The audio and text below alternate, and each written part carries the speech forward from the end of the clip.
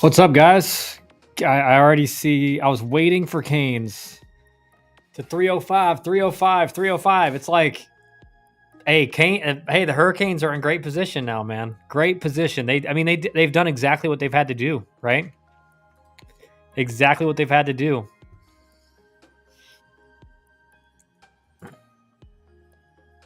So I mean, good for the Hurricanes, man. Miami is now tied for 7th with Louisville. Like, who would have thought that? Louisville comes off a series beating Florida State. The funny thing is this: Georgia Tech's not ranked. They're tied for 2nd in the ACC record-wise right now. So, I mean, the ACC right now is just, again, way deeper than people thought. Virginia's playing well. And you talk about, like, that series that got banged against FSU. Like, what would have happened if Virginia went into Florida State and took 2 or 3? They'd be sitting at 13 and 11 right now in the ACC. But certainly, I mean, Miami looks like it's a tournament team. And it's just funny how I've just been right this whole time. I was right at the beginning of the season. Canes was wrong. Zach was wrong. I was right. And I'm going to rub it in a little bit. Canes Notre Dame series starting to look meaningful. Yeah, it is. I mean, Notre Dame's playing really well. Again, they got 6 games left, right? So they got to go 5-1, I think. And even then, it's going to be a stretch. Unfortunately, because right now the RPI for Notre Dame 47. So it's not like terrible. If they go 5-1 the rest of the way, they're fine. Like they should be in. But we'll see. Huge win for Georgia Tech yesterday. Avoid sweep. Momentum going into the midweek. And most importantly, the double bye is still in play, especially with the way Louisville looked versus FSU. Yeah.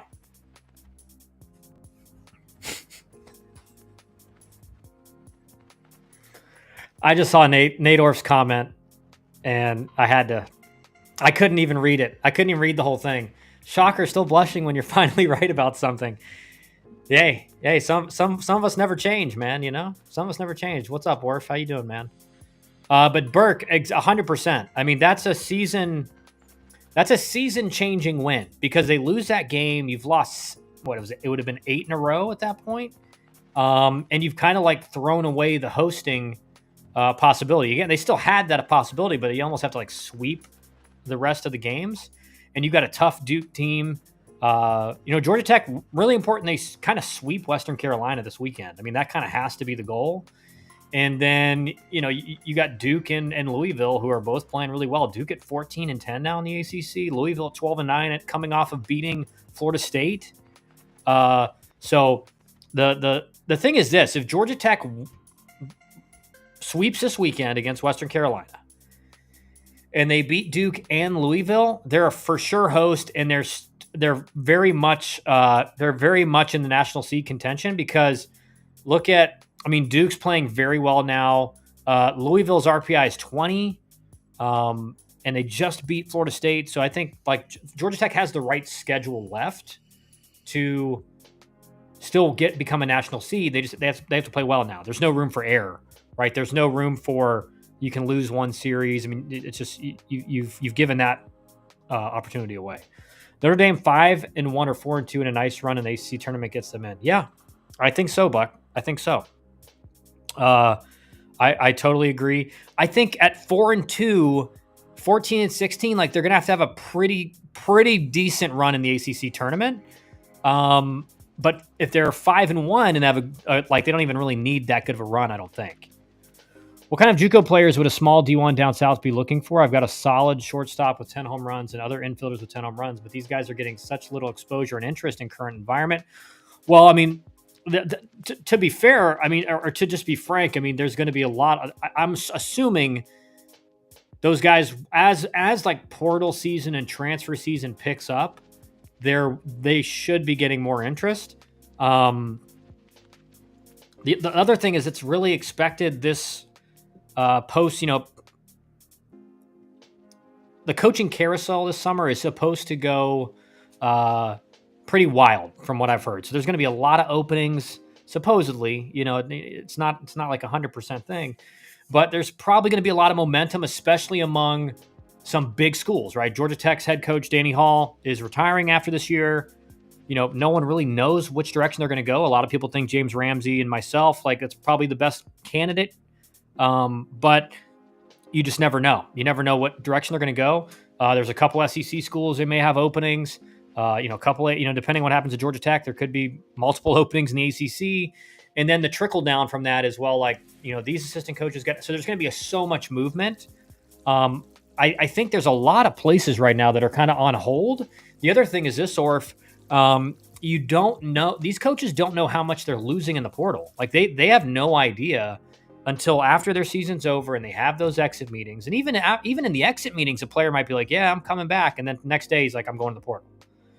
So this is kind of a time where, like, especially for transfer guys, there's not like a whole lot of like super fast action going on, because it's at the point of the season where it's like, well, we might as well wait and see how much we lose. Because some of these schools think we're going to lose 6 guys, they lose 10. Or we're going to lose 6 guys, they lose 2. And then they can't really do as much as they wanted to. So, like, that should pick up here in the next 3 or 4 weeks once the regular season ends and we get into an NCAA tournament. How's Curiel compare to Burris? I think very similar. Obviously, Curiel is a left-handed bat, right? So that's a big difference. Helps him out. I think all around, I think Curiel's probably a little bit better defender. Defense, obviously, like, not talking arm strength, because Burris has a really good arm. But, like, let's look at Curiel versus Burris. You have to remember this, guys. Burris had one of the greatest freshman years, like, in the history of the game. He hit 381, 25 home runs, I think more walks than strikeouts. Like, just overall was, like, one of the most elite. Yeah, no problem, Morph. Take care, man. Come back anytime, dude. Burris had one of the most elite freshman years of all time. Curiel is having an elite freshman year, but it's not like a crazy elite thing, right? And let's look at his numbers. Let's pull them up and we'll talk about it, and then we'll get into the top 25. Let me see. Make sure this is the right thing I'm pulling up here. Okay. So Curiel, not yet in a finished full season, but he's hitting 373. He's leading LSU in batting average. Like that, again, that's really special for a freshman. Really special. In the SEC in particular. 15 doubles, 2 triples, 5 home runs. So he's driving the baseball. I don't think, I could be wrong, because, like, there are guys who, as they develop, all of a sudden they start hitting for more power. I don't think Curiel's ever going to have as big of a power tool as Burris, right? I think Burris is a better 5-tool-ish player. I think Curiel's a better runner. I think he's a slightly better defender. I think Burris has a better arm. And I think, like, as far as hit tools go, Curiel's a lefty bat, but I think they're very similar as far as hit tool. And you have to remember this as well. Curiel's batting in the leadoff, right? So he's going to get attacked more than Burris certainly is, or was being attacked second half of the year last year, and the way he's being attacked this year. He's just getting pitched differently. So that is something to consider. But I think Curiel, without a doubt, is like potential a future first-round pick, right? He can play center field. He's probably going to end up with 7 or 8 home runs this year, depending on how far LSU goes. Like, if they go all the way to the World Series, he may end up with 10. But I think, again, like, you look at the numbers, he's 2 of 5 stolen bases. You'd like to see that a little bit better, but he's made 65 putouts in 45 games, no errors. Doesn't have any outfield assists, right? So that's what I'm saying. I think Burris is the better overall full package player, but Curiel is about as elite as a freshman can get without, like, he's just like the step below, like the generational freshman year, like a Tommy Tanks, the year he had as a freshman at NC State. Drew Burress, same thing at Georgia Tech. I mean, it's like one of the greatest freshman years in the history of college baseball, right? It's just up there.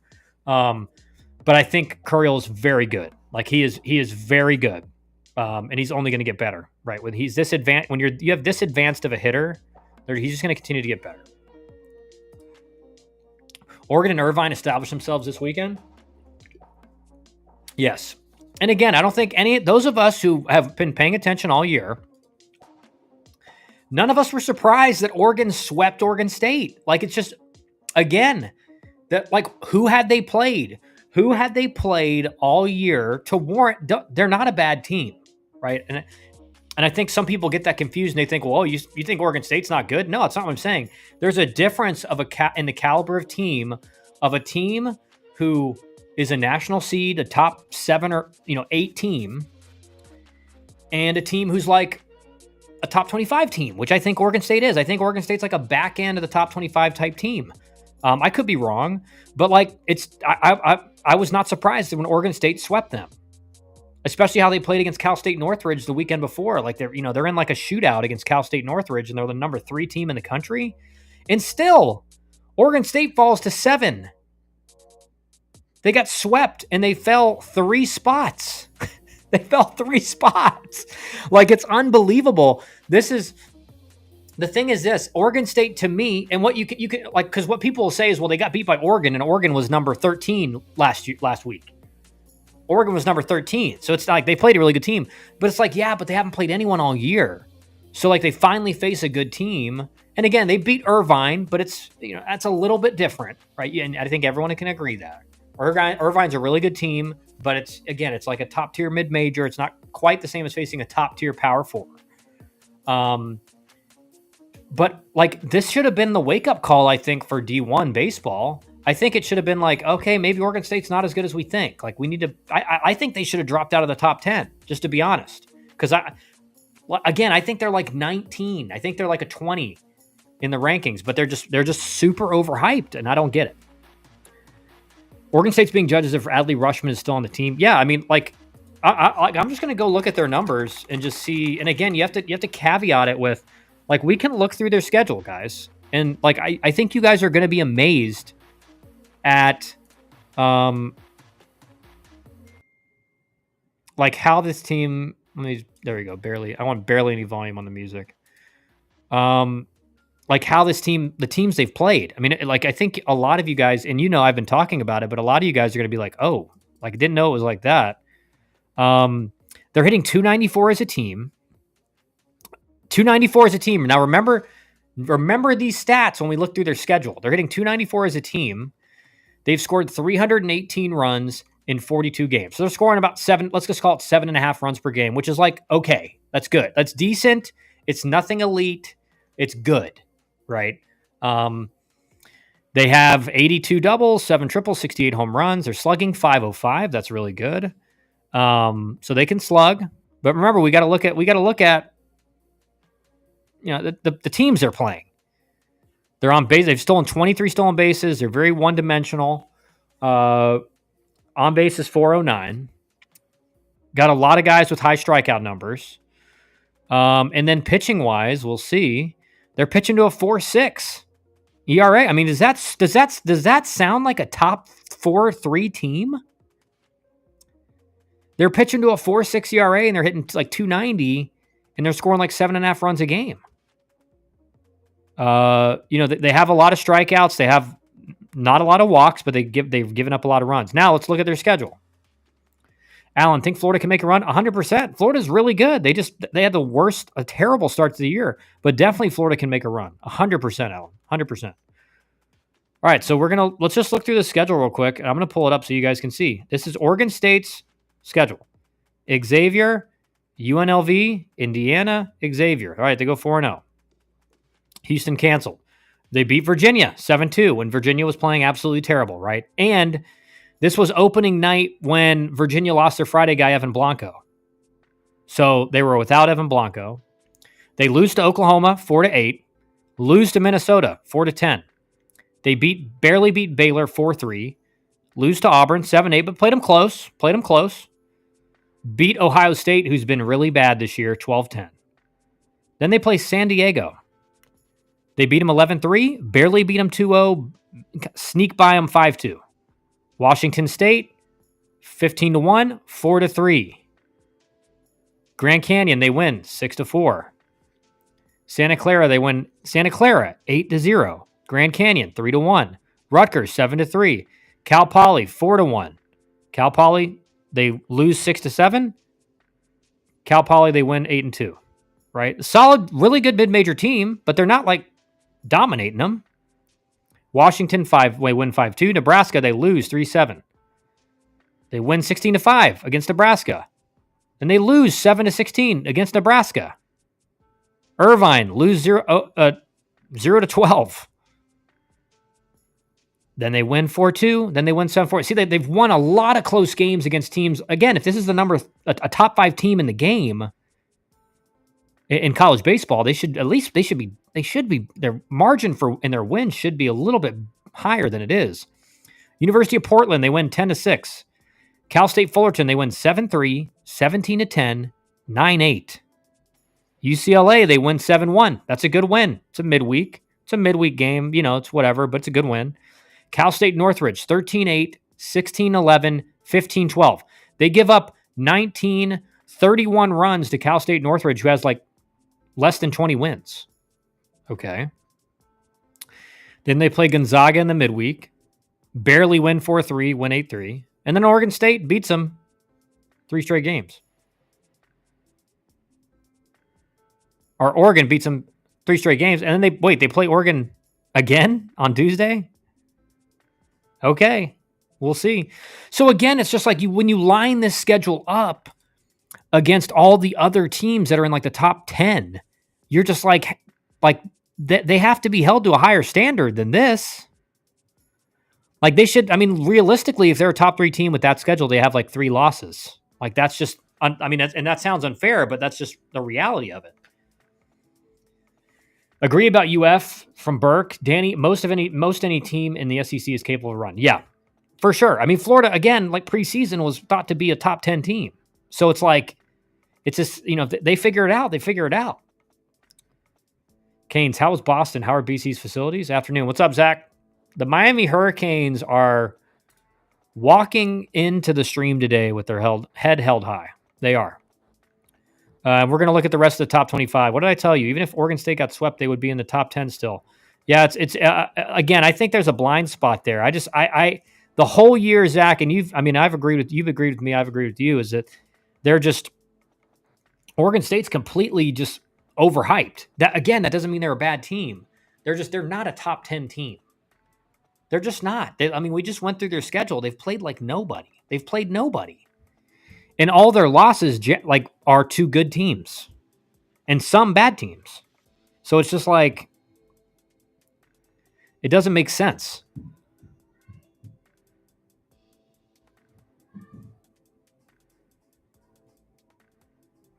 So Florida and Texas have to go 4 and they got to go 4 and 5. Excuse me. They got to go 4 and am I just blanking here? They have to go 5 and 4 the rest of the way to get to 13 and 17. That's going to be tough. 5 and 4. It's not. It's definitely doable, but like that's what they have to do to get to 13 wins in the SEC, which they both still have. They both still have that ability. It's crazy, man. Because let's look at these D1 baseball rankings. Auburn's number 10, and I'll pull this up for you guys in a second. Auburn is tied for 9th in the SEC, but they're ranked 10th in the country. Like I don't understand. I don't understand. Yeah. That's on there. That's the reality. Boston College facility, or Danny Burke. Amount of talent on the field in LSU, UT, and Texas versus Texas A&M series was ridiculous. Starters up to 9s to triple digits. Every kid out of the pen, 6'4", throwing absolutely fuzz, 94, 96, some elite defense. Yeah, that's what and that's my point. Is that's like what a top 5, top 8 team looks like. Like there's just not a lot of holes in the game. It's kind of just like best on best, who wins. There's no like, oh, well, if they exploit this. The top 5 teams in the country, there's not a lot of exploiting to be done. BC facility is nice, Buck. Fenway is incredible. Yeah, BC's got it's got a nice facility, right? It's really hard. Again, it's just like BC's. It's tough. It's tough to win consistently there at a high level, just because you're in the Northeast and you're fighting teams that are in North Carolina and in Georgia and Clemson. Even if you're competing against high academic kids, it's a difference between like Wake, Duke, Georgia Tech, and Boston College. Yes, they did, Buck. Both those series felt like Omaha games, 100%.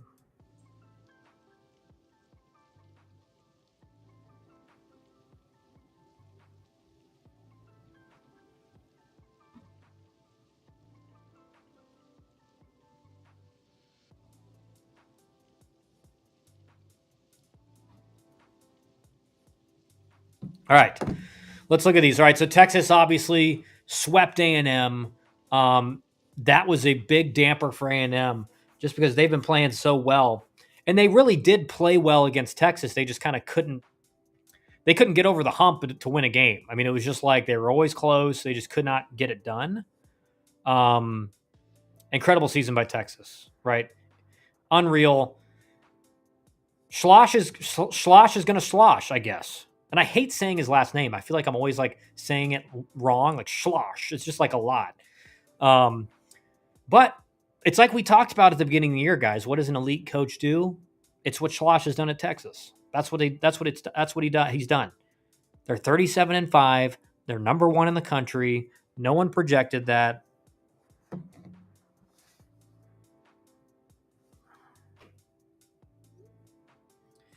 And they're there. So you're right. UNC sneaks into the 4th slot. Dude, UNC, the thing, and we're going to talk about this after we look into the top 25, but UNC has just been quietly like winning series after series after series. Like they haven't done anything crazy, but they've just been playing well. And again, remember, UNC was projected to be, number 5 or 4? So they're back where they were projected. BC needs a dome. Yeah, probably. Texas is so vanilla, but damn, they are good. Tough outs up and down the lineup. Pitchers fill it up and just plain get outs. Yeah, you're right. You're right. Arkansas is a team I can't really figure out. Again, man, it's just like this is the SEC. The SEC is like besides what Texas has done, I mean, it's very hard to just truly dominate in the SEC anymore. It's a lot more like comparable to like big league games where like your best teams, again, most of your teams are going to be like 90 and 60 something or 90 and 70 something, like 90 something, 70 something. Like that's the reality of the SEC. I mean, Tennessee's 13-8. Tennessee's got one of the best teams in the country. They're 13-8. Same with Arkansas, 14-7. LSU, 14-7. Alabama, 12-9. Georgia, 12-9. Vandy, 12-9. Ole Miss, 12-9. Oklahoma, 11-10. Auburn, 11-10. Like, that's just the reality, man. That's what the SEC is now. UNC is really good. Yeah, and again, like, don't look now, but look at the top 5. It's Texas and LSU. Then it's Clemson, North Carolina, Florida State. ACC makes up 3 of the top 5 teams. Oregon jumps all the way to 6. Think about that for a second. Oregon was number 13, and they beat Florida State, or they beat Oregon State when they were number 3. So was Oregon State underrated, or was Oregon underrated? Yes. And was Oregon State way overrated? Yes. So I don't think, again, if they're positioned correctly, I think Oregon jumps to like 9. Like I think Oregon is just inside the top 10 for me, based on how good Oregon State really is. But if you have Oregon State as number 3 in the country, you have to boost Oregon up. West Virginia is what, 37-5? We'll see here in a second. UC Irvine 32-9. They're number 8 after sweeping Cal Poly. Really good mid-major matchup. Georgia number 9. They're starting to play better. Auburn number 10 after a 3-1 week. Arkansas 3-2. They dropped to 11 after losing the series from 5 to 11. Tennessee drops from 6 to 12 after losing their series. which again, to me, I'm just like, what? Why did they drop 12 spots? Or six spots, not 12. But why did they drop 6 spots? It's an SEC battle where they lost 2 or 3. To me, it's just some of the rankings are crazy. NC State goes from 25th to number 13. Now, again, what I'll tell you guys is that the ACC is 100% overall underrated in these rankings. 100%. 100%. NC State wasn't even ranked 2 weeks ago, and now they're number 13. Like, it's and again, they've had some big, like seriously big wins. That's fine. But NC State was already dominating the ACC before the last 2 weeks. So the ACC is just really underrated. UCLA 14. Vandy drops from 9 to 15. West Virginia is 37-5. They're now number 16. Louisville beats Florida State, which is like, this is crazy. All right. How is this? I don't understand this. Florida State loses 2 of 3 to Louisville and drops 1 spot.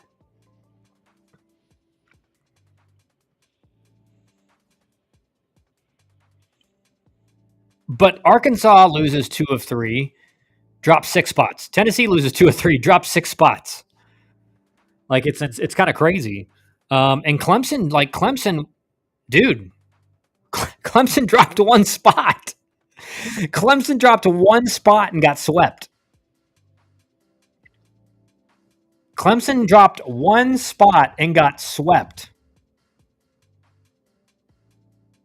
Right? I'm right about that, right? Crazy, man. All right. So, Louisville just beat Florida State. Louisville is very good. They wanted to keep FSU Clemson a top 5 matchup. Yeah, probably. But still, it's like, how is Clemson lose? And I'm not saying, I think Clemson is a top 5 team. I do. I'm just saying, based on how their rankings usually go, if you get swept, which is a pretty big upset, Louisville is number 19 against number 2. Like that, again, it's closer than the rankings show, but it's still an upset. I think, Buck, Clemson, again, if you look at everything, if you just look at the numbers, you're like, yeah, I think top 10, I think you're right. If you just look at the numbers, but Clemson, besides this past week, they've just found a way to win. And that is a trait of a really good team. That's not something to like scoff at. There are teams who just know how to get the job done. And Clemson's shown to be that this year. Now we'll have to wait and see how they play. Alabama good. Well, they swept Missouri, so that's fine. They stay at 18. Coastal goes up 2 spots to 19.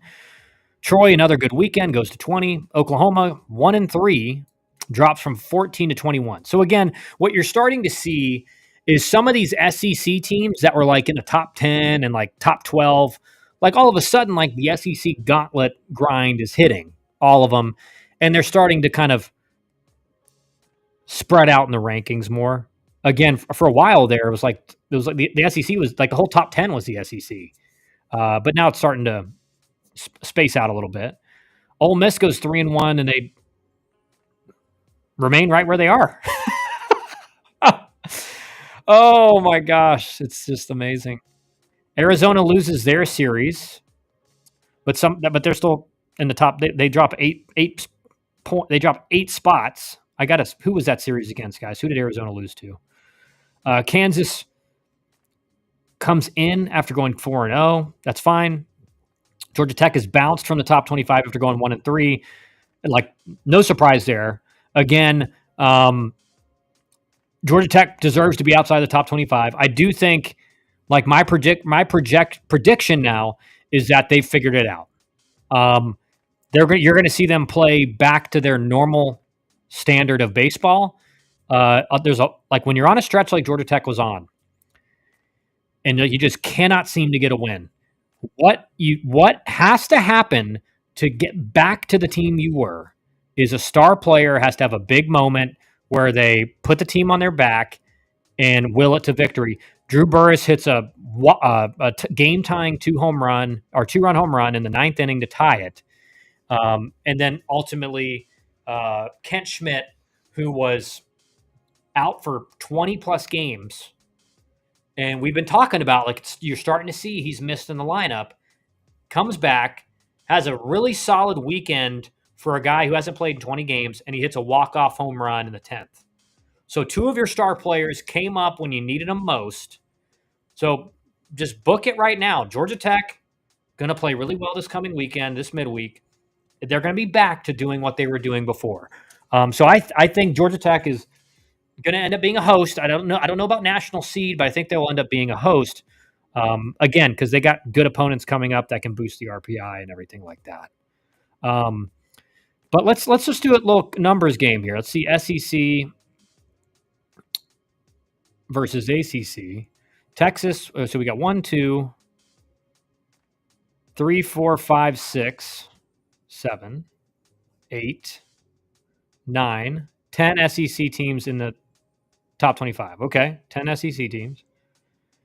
You got ACC. You got 1, 2, 3,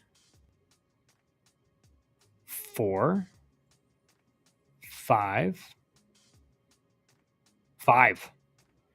Right. So again, I'm like, and I don't. I'm not trying to be like a contrarian or something, but I think just by D1 baseball, and I love the guys D1 baseball. Like I think they do an amazing job. I just think this year it seems to be the ACC is just really, just undervalued, like underrated.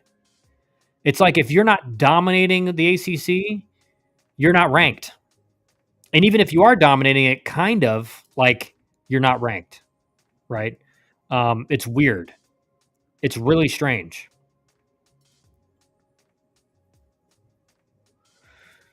Let's see what you guys are saying. That was a brutal loss for Virginia. I'm using the eye test. Clemson wins their regional and out in the supers. Okay. That was a brutal loss for Virginia. Yeah, it was. It was. Brutal loss. Given 13 or 14 of the 16 regional hosts will be SEC and ACC, will they try to avoid the 2 seed in each of those being in the same conference? So we'll see a lot of SEC, ACC mixing. Yes. Yes. Yeah, they'll avoid that 100%. Yeah, we'll see a lot of ACC, SEC matchups, and we'll figure out like which conference does better in that format.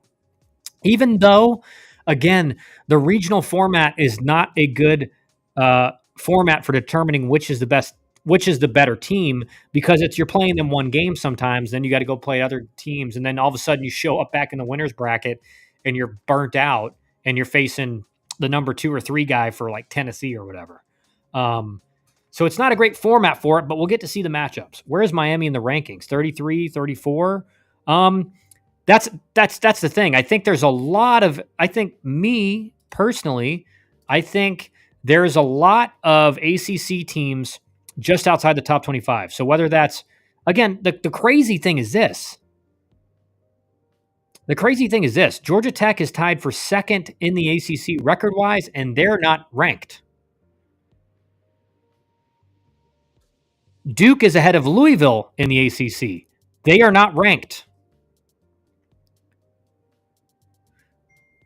Miami is 12-9 right now. They're probably just outside the top 25. Certainly Duke is just outside the top 25. Definitely Georgia Tech just fell out. But that's what I'm saying is like Georgia, like if you look at the records of these teams, like Duke is 30-15, not ranked. Georgia Tech is 30-14, not ranked. Duke's 14-10 in the ACC. Duke has more wins in the ACC than Clemson, even though they've played one less series, which again, we're taking that into account. Georgia Tech has 15 wins in the ACC right now, with 2 series left to go. Listen, there's a lot. No one's talking about Wake Forest is 12-12 in the ACC. Wake Forest is 12-12. They're going to be in the tournament. They could finish. Like Wake Forest. Let's see what Wake Forest schedule is.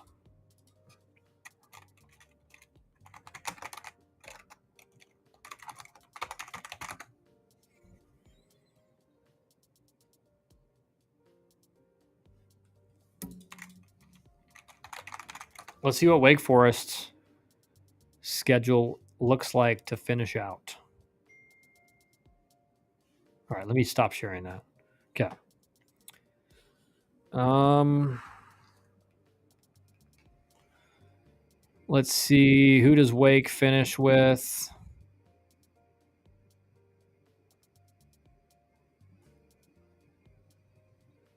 All right, so Wake will finish. Jeez, man. Okay, so Wake's got Gardner Webb coming up non-conference weekend. Then they have Pitt and Louisville.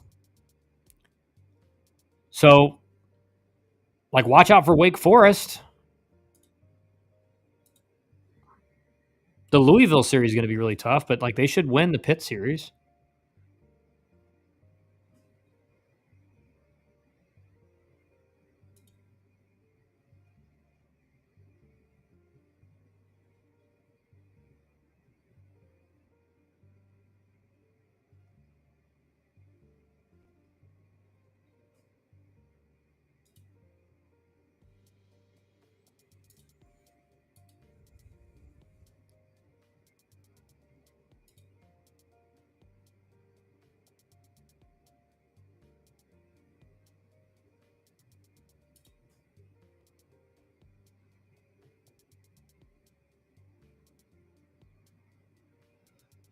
All right, let's see what you guys are saying now.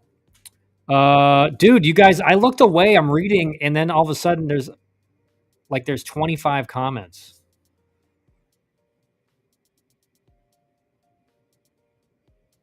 All right, so Danny Burke said, sorry, Burke, I missed this one. After that walk-off yesterday, the difference in the Georgia Tech clubhouse the next couple of days is night and day. You got sources, Burke? You got sources? But I mean, I think it's an obvious observation. It's just like, oh, we're back. We've broken the streak. Like we won a game. That's all they had to do. But generally, when you're on that bad of a streak, it's got to be in a major way. There has to be like a big moment. It can't just be like, oh, we won 5-2. It's like that's not a good way. Like that's good to get a win, but that's not the emphatic moment you're looking for to signal to your team that we're back. And I think Drew Burris had been struggling over the 7-game stretch. And so to see him have a good game on Sunday and hit that tying home run, and then you got Ken Schmidt back, and you're wondering, is he going to be what he was before he went down? And for him to hit the walk-off, it's like, boom, 2 of your star players just said, we're back. Buck, did you see Cuvier's home run? No, I was in travel ball weekend. Send link. He had a 3-run home run in the 8th off pesky pole to get. Dude, it had to be like 260 feet. Like it barely got out. Northeastern should be ranked. Those bad teams, Pitt, BC, Cal, Stanford, are hurting the ACC. ACC should never have let Cal or Stanford in. They don't contribute to any of the major 3 sports. Well, I mean, let's remember, like before last year, where Stanford was really bad, and they're really bad this year. They were one of the best teams in college baseball. I mean, every year they were like a top 10 team for like a decade, and even longer than that. So I agree with Stanford. I think Stanford should be in because I think Stanford hopefully will turn the corner and be like a national power again.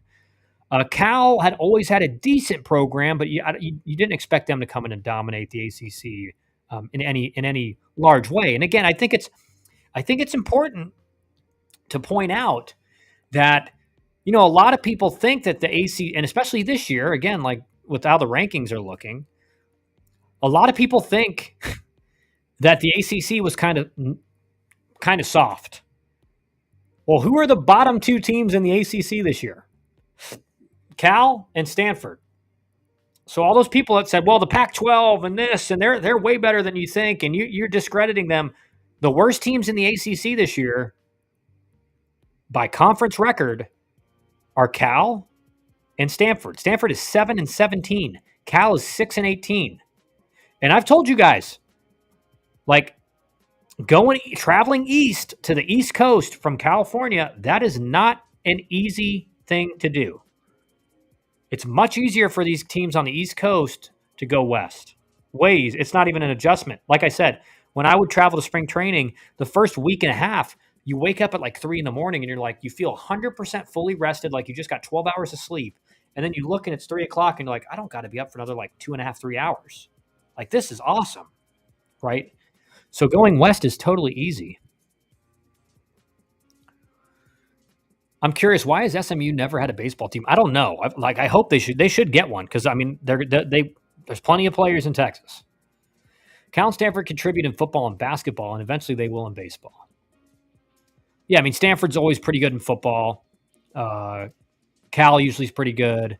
You're right about basketball. And again, Stanford's been a national power in baseball. Stanford, that's probably been their best sport and consistently over the last 10 years. And so again, I think the hope is that Stanford can make the adjustment. But I think when you combine the travel and again, the ACC is a gauntlet too. The ACC is a gauntlet. It's just like for some reason it doesn't get the same respect that the SEC does. The SEC I think is a leg up, but the ACC is really tough too. And like Stanford and Cal are FAFO, like that's what they're finding out.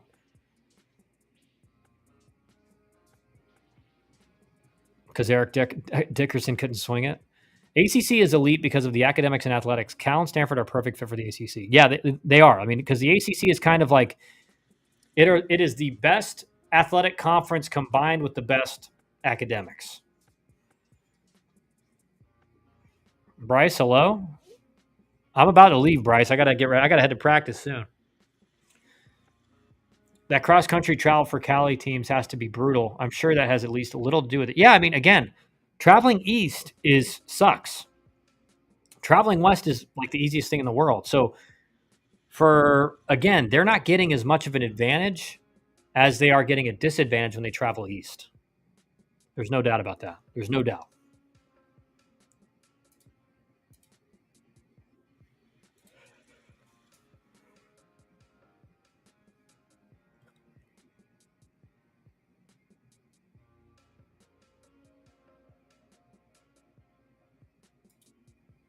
No, please don't go. I'm not going for a little bit.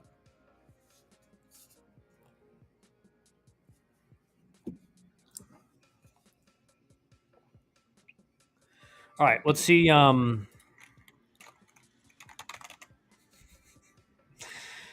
Bryce, I'm gonna have to time you out again.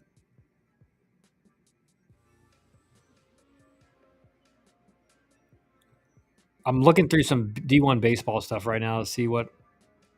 And again, every Monday we say this. There's no coaching hot board for Georgia Tech right now. Has anyone seen any article anywhere suggesting what potential coaching candidates will be at Georgia Tech?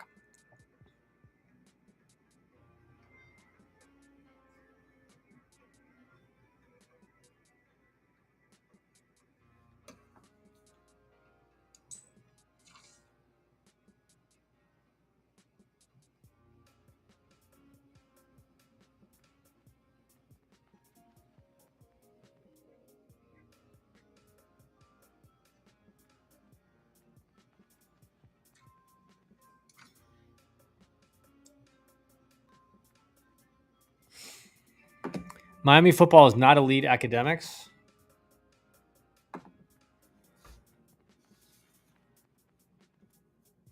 I mean, Miami is a really good athletic or academic school.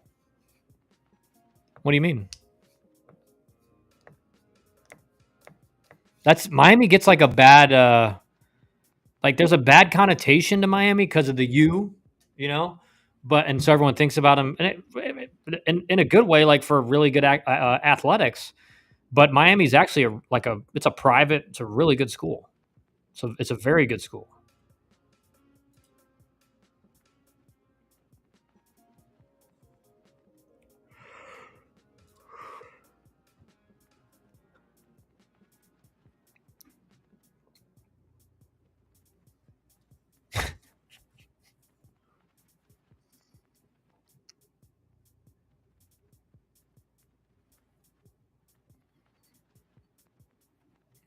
I just did a search for GT baseball head coach candidates, and Google AI says James Ramsey. For what it's worth, I'm going to Google it and see if it says it for me too, Buck. Because Google is the super AI. It does know everything.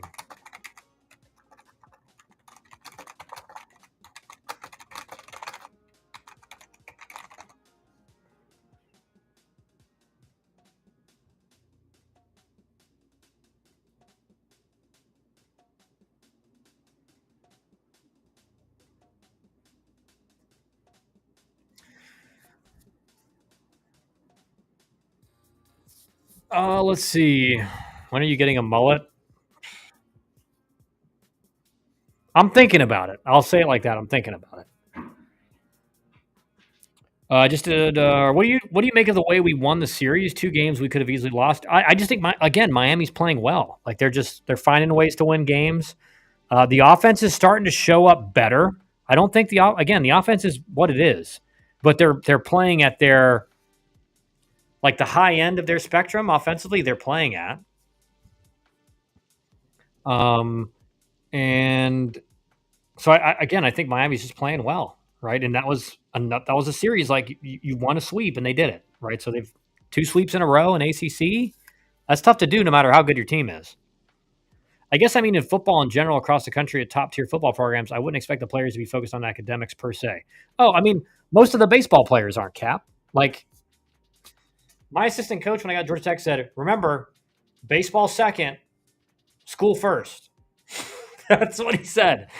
Um, so uh, so I mean, most of like most baseball players that are in the ACC and the SEC, like their number one goal is to play professional baseball.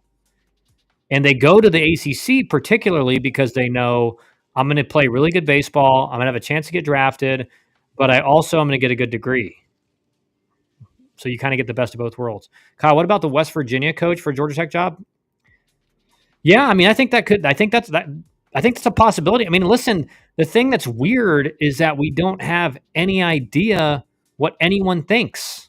It's like again, I think that one's going to be not as likely. Just again because you're looking at, and don't get me wrong, what's been done at West Virginia has been amazing. But I think this is his first year. Am I right in saying that?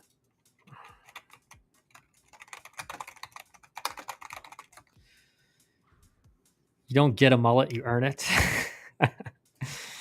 That's right. All right, bye, coach. I'm done taking a dump. Okay, thanks. Thanks for that. Appreciate it. Yo, sorry I'm late. I had to pick up my cousin from school. You should be ashamed. You should be ashamed. Yeah, so I mean, he's been the head coach 1 year. I mean, they've performed very well. Um, to me, like he's more of a guy that works his way down towards like a Texas school. Again, that doesn't. But if you look, he's from Austin. Played at Oklahoma State 1 year, um, and then his coaching history was Oklahoma State, Oklahoma State, Oklahoma State, West Virginia, West Virginia, West Virginia. He's been at West Virginia for almost 10 years. So I think again, I think he's you like what you've seen, but he's only been there 1 year, and most of his connections and his ties are like Texas, Oklahoma, that area. But who knows? I mean, again, what he's done at West Virginia has been unbelievable. So, I mean, really good job by him. White House, how did it go watching baseball in the basement all weekend?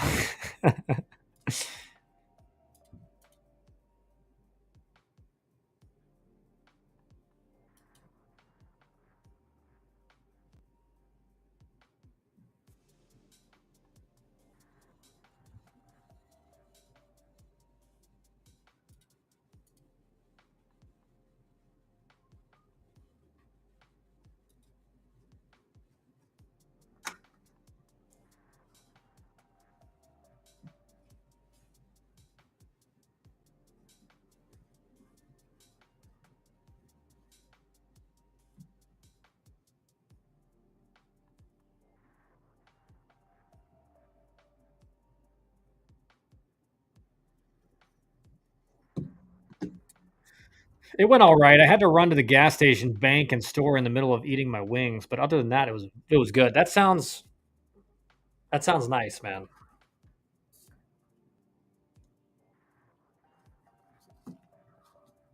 I'm not at the phase of life where I can do that, like all day, just because when you have two little kids that are 3 and almost 2, you just like there's no stopping during the day. Like the only free time you have is during, and like I know a lot of you guys know this because a lot of you guys have kids. Some of you guys don't, but hopefully you will at some point, right? Because kids, there's nothing better than them. Um, they get a bad rap, but like there's nothing like if I go a day without seeing my kids, you're like, man, I miss them, you know. Um, so highly suggest it in the right way, get married, stuff like that. But kids are great, man. But one of the downsides when they're little, there's no time to just chill, eat my wings, just sit on the couch and watch college baseball all day. Maybe maybe this show can get big enough that is something we can do. But and just do it for and get paid, you know. Um, but until then, my free time to do these streams, obviously during the week it's different, but on the weekend, I got to do it. I got to do it later at night.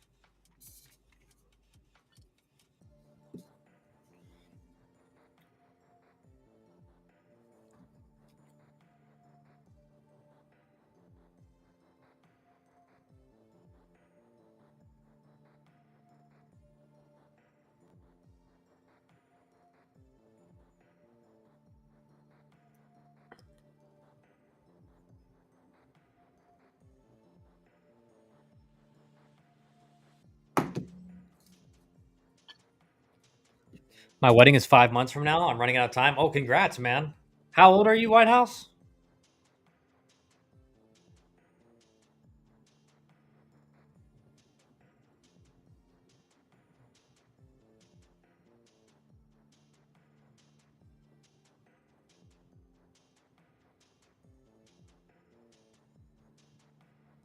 Have to enjoy this while I can.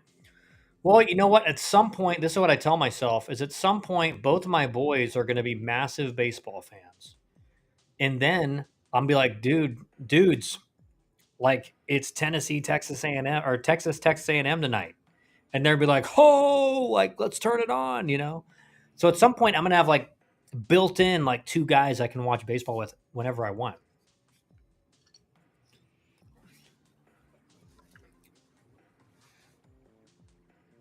27. Okay, nice. Yeah, that was trying to think. I got married at 27 as well. 27 was when I got married. And then we had, yeah, we were married for like a year and a half, 2 years. Then we started trying to have kids. So you don't have to. I mean, I mean, listen. The thought that was in my head was, I don't want to be like the older dad. I want to be like a younger one. But the funny thing is, like, I was still like 28 or something at the time.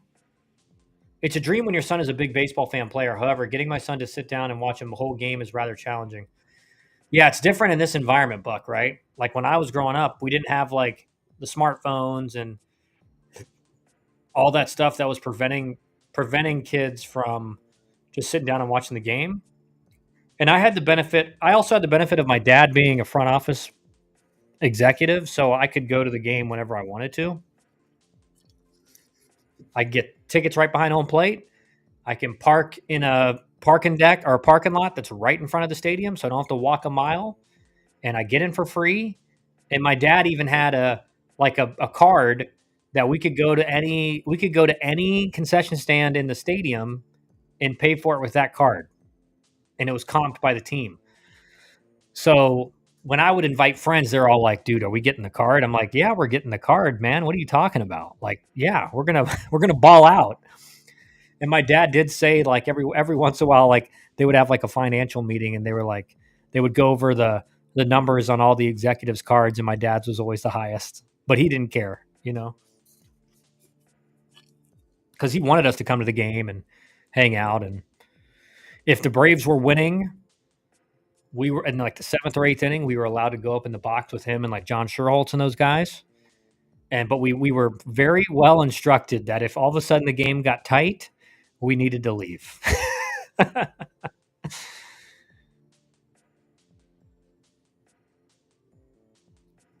Yeah, it does give you an excuse, Zach. You're right.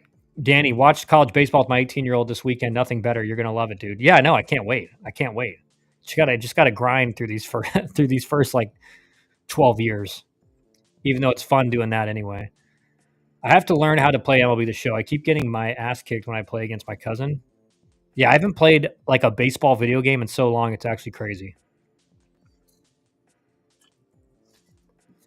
Did you see Savannah Bananas making a mockery of baseball? It was like 20 feet to left field at Clemson's football stadium. Yes, I did. Unfortunately, I'm more of an EA college football guy.